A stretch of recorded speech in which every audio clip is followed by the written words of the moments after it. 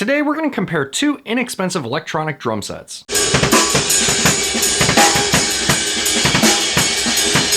What's up everybody, welcome to the channel. If you're new here, my name is Taylor and I do all sorts of guitar related stuff except Today's not guitar related, it's drum related. But you know what, we're gonna go with it anyways and we'll see how it goes. Okay, so because of circumstances with the global pandemic that we've all been dealing with for the past year, I found it important to get an electronic drum set for my home studio. That way my band could stay productive and keep making music without actually having to go to a studio. So long story short, what ended up happening is we purchased an Alesis Nitro Mesh kit. Now I had done a review on a Donner guitar previously, I'll link that up here, and I was really surprised by the quality of the guitar for the price range. I noticed that they were selling a similarly priced electronic kit, so I contacted them to see if they'd be interested in collaborating on a video and sending one out. And so they sent out this kit and I thought, you know what?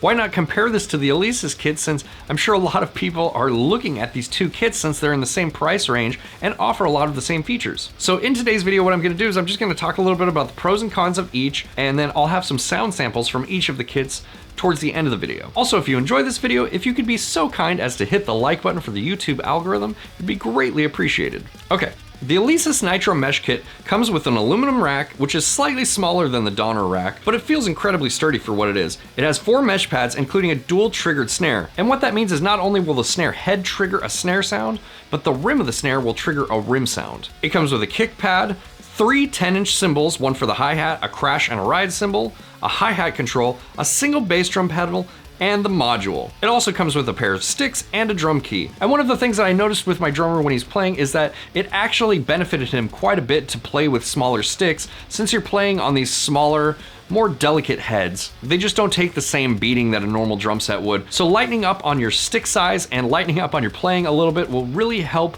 keep the dynamics intact when that's translating over, especially when you're recording the MIDI. So let's talk about the good and the bad of the Alesis Nitro Mesh kit. Some of the good things are the module connects really easily to your computer, and if you're trying to use this drum kit to record MIDI, like I am, that's a really nice thing because you don't really have to mess with it to get the DAW to recognize the module. I also found the Alesis module to be very easy to navigate. It's got buttons on the front panel so that you don't actually have to hit the drums to trigger the sounds, and it makes it really easy to dial each one in, you know, if you want to make your own custom sets or if you want to change like the velocity curves or anything like that in the module. It's all very simple and user-friendly and easy to use. Also with the Alesis set, everything feels really high quality and sturdy, and I know like a lot of the concerns with these electronic drum sets are they look flimsy and they look like if you hit them, they're just gonna sort of fall apart. But so far that hasn't been the case at all, and I play with a really heavy-handed drummer who hits pretty hard, so I'm really surprised what these mesh pads have been able to endure thus far, and they show no signs of wear really at all,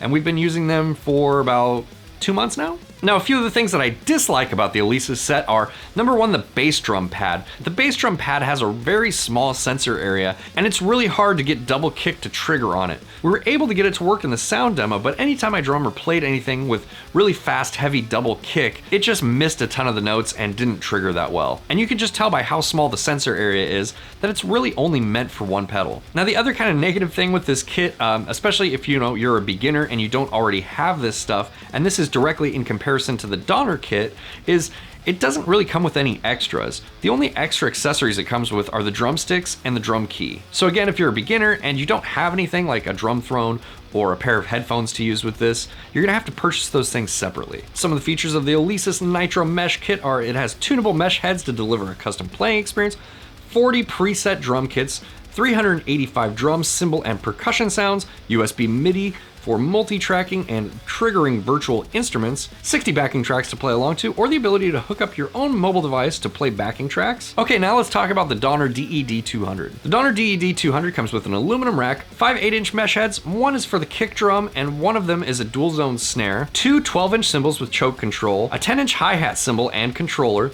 a single bass drum pedal, the module, a drum throne, headphones, sticks, a drum key, and it also comes with some spare fastening parts as well as some Velcro straps to keep all of your cords nice and tidy. Okay, some of the good things that I liked about the Donner DED-200 kit are everything feels just as solid as the Alesis. Again, to Donner's credit, I think they make really quality stuff for their price range, and the DED-200 kit is really no exception to that rule. And one of the things that I particularly like about the Donner mesh heads compared to the Alesis heads is that they have a very low rim profile. You'll find that a lot of times when you're playing on these 8-inch mesh heads that you have to be very accurate to not hit the rim. And I just think that that's a little bit easier with these Donner mesh heads and the lower profile rim compared to the Alesis heads. And like I mentioned with the product description, it comes with a bunch of extras, you know, it comes with a drum throne, it comes with headphones, and then it also comes with a couple spare cables if you want to expand your kit, which I think is really cool, especially if you're a beginner, because you can essentially buy this kit and not have to buy anything else and just be able to play on your new electronic drum set. And speaking of expanding your kit, one of the other cool things about the DED-200 is they have multiple price points. If you want to expand your kit by, you know, just a cymbal, you can do that without having to purchase that cymbal separately. And as far as the build quality goes, the aluminum frame is a little bit thicker than the Alesis frame, and it also has an extra support down by like where your bass drum pad would go, which just helps make the frame a little bit more sturdy. Now, I don't think that it's necessarily more sturdy than the Alesis frame, but it is kind of nice, and it does make you feel a little bit better that it's just a little bit bulkier. Now, when it comes to some of the bad stuff with the Donner kit, I find that the Donner module is not as robust as the Alesis module. It does take a little bit extra effort to navigate the module and to be able to dial in the sounds that you want. And also, I noticed when I connected it to my computer to record MIDI, I did have to mess with it a little bit to get the MIDI note length correct in my DAW. That might be my personal experience with it, I'm not really sure, but I thought it was worth mentioning. Okay, now I'm gonna show some sound samples in between the two kits so that you can get an idea of the audio that's being produced by the modules.